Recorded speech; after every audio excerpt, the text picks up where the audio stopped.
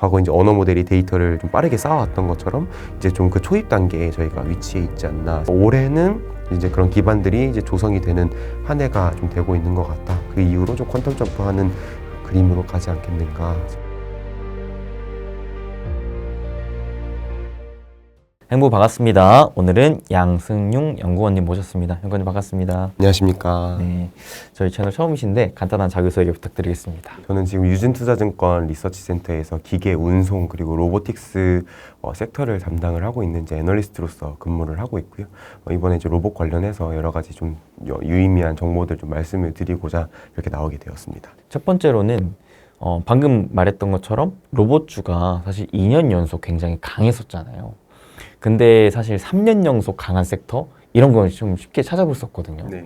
거의 최근 들어서 2차 전지 말고는 그런 섹터를 좀 찾아볼 수가 없었던 것 같은데 올해에도 로봇주를 좀 기대할 만한 포인트가 있을까요?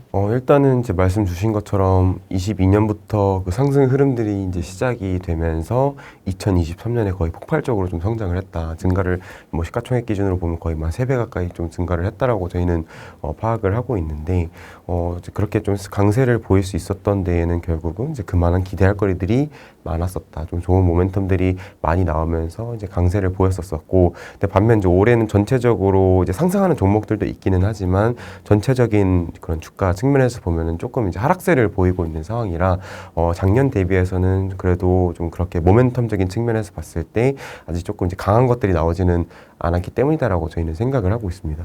그리고 지금 로봇 기업들의 뭐 실적, 뭐 매출액 규모나 아니면 이익 규모 이런 것들을 따지고 봤을 때 현재 형성되어 있는 밸류에이션, 뭐 시가총액이나 이런 것들이랑 좀 비교를 해서 보면은 사실 이제 시장에서는 흔히 좀 납득하기가 어려운 수준의 그런 이제 괴리가 좀 벌어져 있는 부분들도 있어서 결국은 이제 이런 실적 성장에 대한 그런 가시성들이 조금 이제 더해질 필요가 있지 않겠는가 저는 생각을 하고 있고요. 다만 이제 뭐 그렇다고 해서 안 좋은 거냐라고 하면 또 그렇지는 않고 올해도 충분히 기대할 만한 모멘텀들은 좀 다수 산재해 있다라고 생각을 하고 있습니다. 일단은 뭐 크게 세 가지 정도 저는 이렇게 말씀을 드리고 있는데 첫 번째가 이제 IPO, 신규 기업들의 IPO가 다수 예정이 되어 있다. 그래서 새로운 기업들이 계속해서 이런 상장 시장에 들어오면서 전체적인 좀 분위기들을 좀 띄워주지 않을까, 이런 활성화가 이루어지지 않을까 이렇게 기대를 하고 있는 상황이고, 두 번째가 정책적인 모멘텀. 뭐 새로운 정책들이 나오고 관련돼서 또 연구 과제들도 나오고 계속해서 이제 중장기적으로 이제 정부 차원에서 큰 그림들을 그려주고 긴 흐름들을 좀 보여준다라고 했을 때 그 성장 그런 이제 그런 그림 속에서 성장할 수 있는 기업이 어디인가 또 이제 주목을 해볼 수가 있지 않을까 생각을 하고 있고요.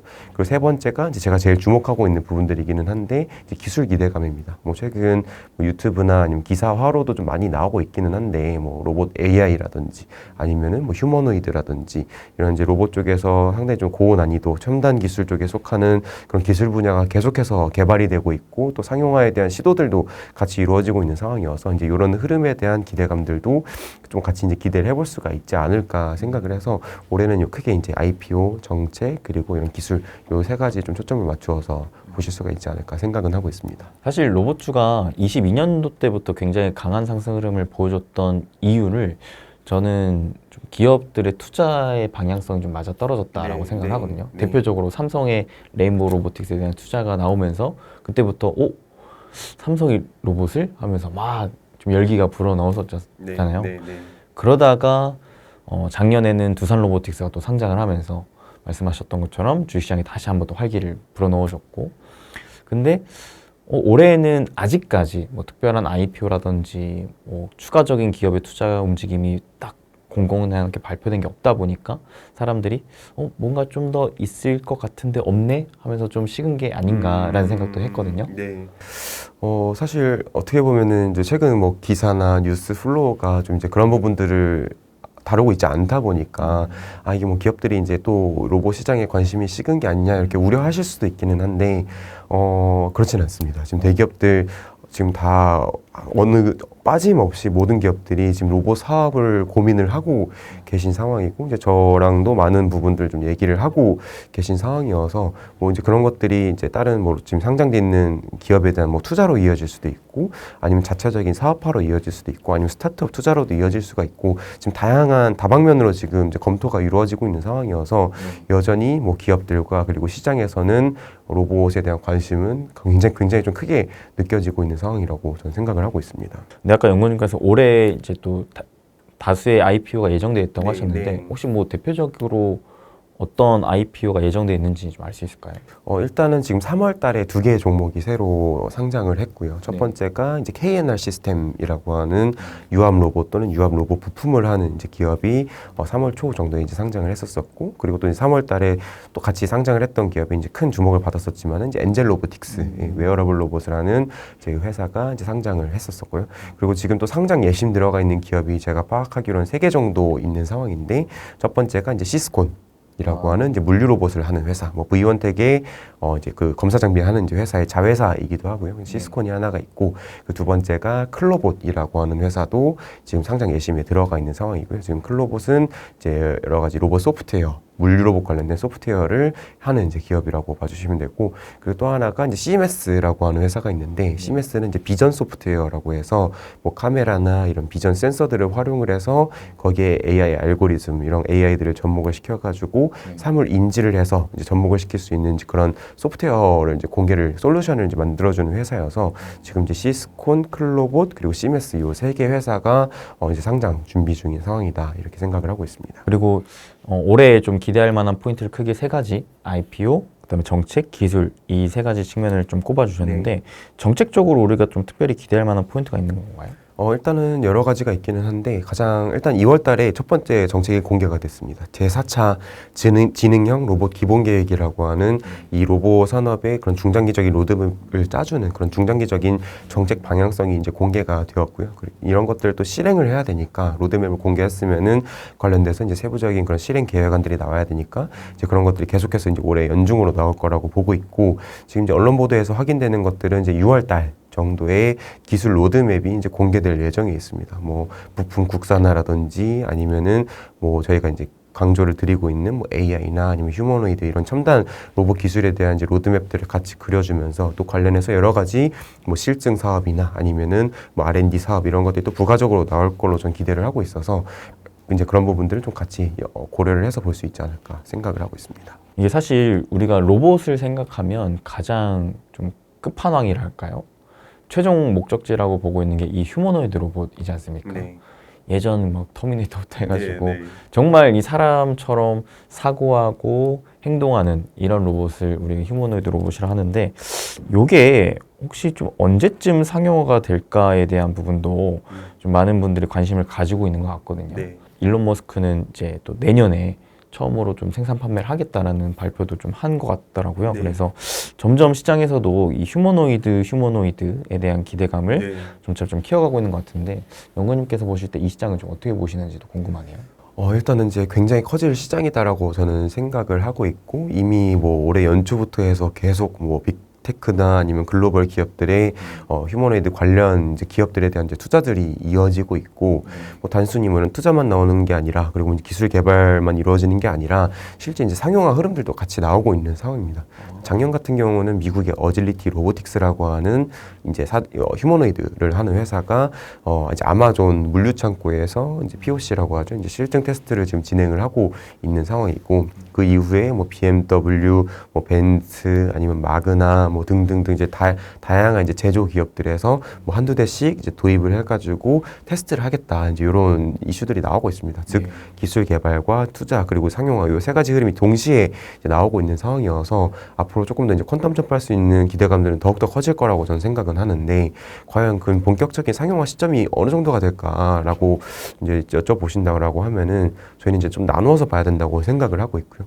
어떻게 나누냐 했을 때 첫 번째가 이제 정형화된 환경, 뭐 공장이나 물류창고처럼 그런 환경이나 이런 것들이 복잡하지 않고 로봇들이 막 이제 주변 환경들의 변화에 크게 신경을 안 써도 되는 이제 그런 유형의 환경이 저는 첫 번째가 있을 거라고 생각을 하고 있고, 그 외에 이제 일상생활이나 이런 외부 공간들처럼 비정형 환경, 이 크게 이제 두 가지로 나누어서 그 타임라인을 좀 나누어서 볼 수가 있을 것 같은데, 일단 정형화된 환경 같은 경우는 말씀 주신 것처럼 뭐 빠르면은 정말 뭐 올해 아니면은 내년부터 조금씩 이제 상용화가 이루어질 거로 저는 생각을 하고 있고, 다만 이제 비정형 환경, 저희가 뭐 가정이라든지 이런 일상생활 같은 경우는 그래도 조금 더 시간은 걸릴 것 같다. 한 5년에서 10년 정도는 좀 길게 이제 내다볼 필요가 있을 것 같다 이제 생각은 하고 있습니다. 그래서 뭐 완전히 휴머노이드가 보급되는 시점은 조금 더 이제 기다려야겠지만은, 그래도 단기 관점에서는 뭐 공장이나 물류창고 일부 이제 도입이 되면서 이제 쓰이는 흐름들이 나올 수가 있을 것 같다라고 저는 생각은 하고 있습니다. 사실상 휴머노이드 로봇이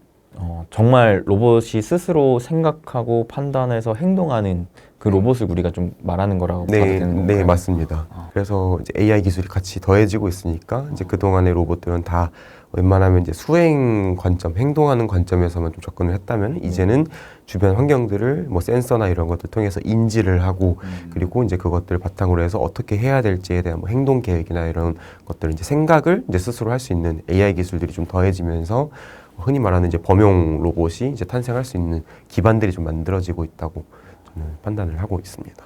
근데 지금 이 휴머노이드 로봇이 작동할 만큼의 기술 수준이 좀 올라왔다라고도 볼 수 있는 거예요? 조금씩 올라오고 있는 상황이고, 이게 완전히 저희가 기대하는 수준까지는 아직은 도달은 못했다. 다만 이제 그렇게 도달할 수 있는 빠르게 도달할 수 있는 그런 기반들이 좀 마련이 되고 있다라고 저는 생각을 하고 있고, 사실 이제 하드웨어적인 것들도 굉장히 중요하지만 지금 시장에서는 특히 이제 또 로봇 AI에서 관심이 큰 상황인데, 결국 로봇 AI는 뭐 흔히 저희가 뭐 챗GPT 이런 것들 많이 쓰실 텐데, 이런 언어 모델이랑 다른 점은 결국은 이제 물리적인 데이터를 학습을 시켜야 된다. 그러니까 물리적인 AI다라는 관점에서 조금 이제 차별성이 있는데, 그 이제 물리적인 데이터를 쌓아야 되는 거잖아요. 근데 네. 그런 쌓을 수 있는 뭐 기반 모델이라든지 그런 환경들이 지금 이제 조성이 되고 있는 상황이어서, 과거 이제 언어 모델이 데이터를 좀 빠르게 쌓아왔던 것처럼 이제 좀 그 초입 단계에 저희가 위치해 있지 않나 생각을 하고 있습니다. 뭐 대표적으로는 이제 작년부터 해서 제가 이제 여러 보고서에서도 강조를 드렸었던 것들이, 이제 구글에서 로보틱스 트랜스포머라고 하는 RT1, 뭐 RT2 이런 AI 모델들을 이제 공개를 해놨고, 그 모델들을 이제는 여러 주요 대학기관, 대학이나 아니면은 뭐 연구기관이나 이제 이런 쪽에다가 좀 배포를 해놨습니다.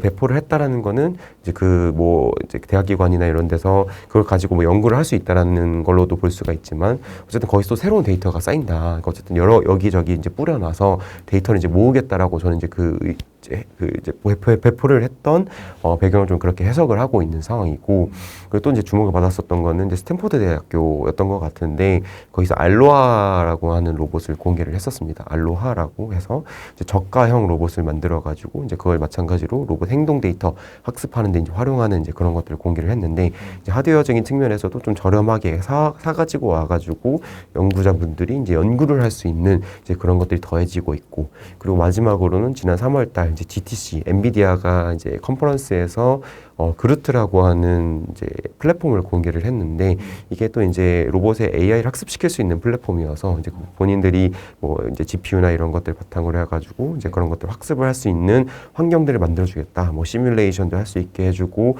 여러 가지 테스트도 할 수 있게 해주고, 이제 그런 것들을 또 리얼 투 심 해가지고 로봇한테 뭐 시뮬레이션한 데이터 값들을 이제 뿌려주는 이제 그런 뭐 인프라적인 것들도 지금 갖춰지고 있는 상황이어서, 일단 올해는 이제 그런 기반들이 이제 조성이 되는 한 해가 좀 되고 있는 것 같다. 그 이후로 좀 퀀텀 점프하는 그 그림으로 가지 않겠는가, 저는 이렇게 생각을 하고 있습니다. 그럼 올해는 그러니까 진정한 로봇이라고 부를 수 있는 휴머노이드 로봇의 기반을 좀 구축을 하는 단계라고 볼 수가 있겠고, 이게 정말 구축이 된 이후로는 실질적인 로봇 시장이 좀 퀀텀 점프를 기대할 수 있겠다는 포인트네요. 네, 맞습니다. 진짜 좀 기대가 되는데요. 근데 아직 사실 문제점들도 굉장히 많습니다. 뭐 대표적으로는 이제 반도체 컴퓨팅 파워, 그러니까 이제 연산력이라든지 아니면은 뭐 배터리의 한계라든지 이런 것들도 저희가 극복을 같이 해줘야 된다라고 생각을 하고 있고, 지금 이제 보통 저희가 이제 AI를 또 휴머노이드나 이런 로봇들이 이제 접목을 시키게 되면은 막 엄청난 또 연산력을 필요로 할 거잖아요. 근데 이제 그런 것들을 온 디바이스로 이제 로봇 안에서 처리를 하느냐, 아니면은 이제 클라우드에서 끌어와 가지고 이제 통신으로 연결시켜서 하느냐, 이제 여러 가지 이제 방법들이 있겠지만은 어떤 방법이라 하더라도 뭐 전자 같은 경우 엣지 디바이스에서 동작을 하기 위해서는 뭐 자체적인 이제 반도체 파워, 그러니까 컴퓨팅 파워가 필요해질 필요가 있을 거고, 아니면 클라우드에서 끌어온다고 하면은 이제 통신, 뭐 6G라든지 레이턴시 지연 없이 구동을 할 수 있는 그런 기술들이 또 같이 성장을 해야 되는 부분들이 있고, 그리고 배터리 같은 경우도 이제 뭐 컴퓨팅 파워가 저희 막 최근에 뭐 전력을 많이 잡아먹는다, 이런 환경 문제 이런 이야기들도 많이 나오고 있는데 그만큼 전력을 많이 소모하는데, 로봇은 기본적으로 지금 이제 전기를 활용을 하고 있고, 그리고 이제 배터리에 기반해서 이제 전기 동력을 가져오고 있는 상황이어서 지금의 배터리 기술이라고 하면은 조금 이제 막 뭐 정말 극단적으로 얘기하면은 뭐 10분 쓰고 말 수도 있는 그 정도 수준이라고도 저는 생각을 하고 있어서, 조금 이제 이런 배터리에 대한 기술들이 같이 발전할 필요가 있을 것 같다. 지금 뭐 휴머노이드 스펙들 공개되고 있는 거 보면 대략 한 2kWh 정도의 배터리가 들어가고 있는 상황이고, 테슬라가 그때 이제 여러 가지 AI 데이나 이런 데서 공개를 했던 거를 보면은 이제 뭐 시간당 한 100 메가와트시 요 정도 쓰거나 아니면 500까지 이제 쓴다라고 이야기를 하고 있어서, 뭐 지금 한 2시 뭐 한 4시간 정도는 이제 쓸 수 있는 그림이긴 한데, 거기에 이제 조금 더 이제 복잡한 행동, 연산력을 필요로 하는 행동들이 필요로 된다고 하면은 배터리의 수명은 좀 더 이제 짧아질 수 있지 않을까 해서 요것들도 같이 좀 이제 발전을 해야 된다. 뭐 여러 가지 뭐 양자 컴퓨팅, 뭐 6G, 전고체 배터리 이제 이런 것들이 또 같이 좀 기술 발전이 이루어져야 진정한 또 저희가 생각하는 휴머노이드 기술이 완성이 되지 않을까 생각은 하고 있습니다. 이게 사실 최근에 그 AI가 보다 더 계속 발달되고 성장하기 위해서는 지금 반도체도 필요하지만 네. 이 전력, 네. 전기 쪽에 대한 네. 부분도 굉장히 중요하다라는 맞습니다. 게 이슈화가 되고 있잖아요. 네. 근데 이 로봇은 더하네요. 이게 안에 내재적인 배터리도 필요하니까 진짜 그야말로 전기를 엄청 잡아먹겠다고 엄청 생각해요. 잡아먹고 엄청난 배터리의 이제 수요처가 될 수가 있고, 엄청난 반도체의 또 수요처가 될 수가 있을 수도 있다. 저는 이렇게 생각은 하고 있어요. 결국 이 로봇 시장이 성장함에 따라 배터리도 그렇고 네. 반도체도 그렇고 네. 전력 네. 이 모두가 다 중요해지고 그렇죠. 있는 상황이다. 네. 거의- 반대로 그 시장이 이제 로봇 시장 성장에 따라 같이 동반 성장할 수도 네. 있겠다라는 네. 생각도 가지게 네. 되네요. 네, 상호 연관성이 굉장히 크기 때문에 같이 뭐 이제 투자의 관점에서도 엮어서 보실 수도 있을 거라 생각하고, 그래서 장기적으로 이제 그런 관점에서도 바라보시는 게 좀 필요하지 않을까 생각은 하고 있습니다. 이따가 저희가 조금 더 질문을 드리긴 하겠지만, 이제 우리나라 같은 경우에는 특히 이 배터리랑 반도체를 또 잘하는 나라이기 네, 때문에 네.